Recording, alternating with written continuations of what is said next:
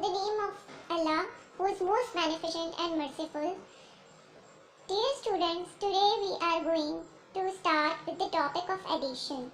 Addition is the process of putting items together and counting the total number in the set.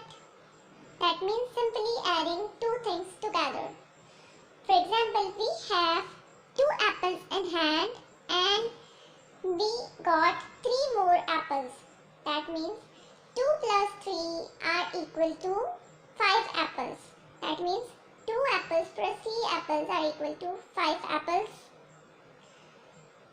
2 apples again plus 3 more apples simply are equal to 5 apples.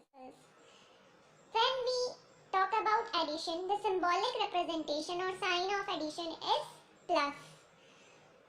Bringing two or more numbers together to make a new total. For example, one ball is added to another one ball to make two balls. This makes new total here. We can represent addition with the help of number lines.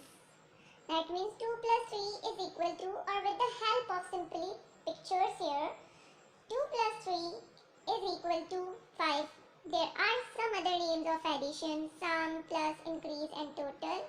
And the numbers which are to be added together are called addends. For example, we have to start addition always from one side. Like, for example, we have 23 plus 16 here. That means we have to add 3 plus 6 is equal to 9, and on the 10 side we have 2 plus 1 is equal to 3. That means the subtotal of 23 plus 16 is equal. So we can practice addition with some examples here.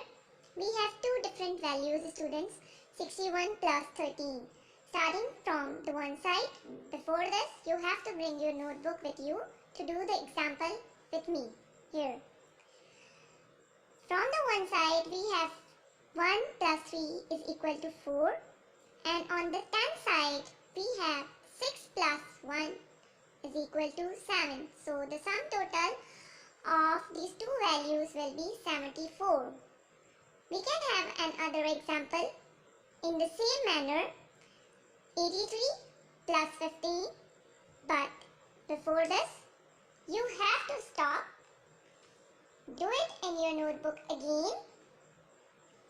So, on the one side we have 3 plus 5 is equal to 8, and on the 10 side we have 8 plus 1 is equal to 9. So, the sum total of both the values will be 98. Hopefully students, you have understood the lecture. For your practice I have attached a worksheet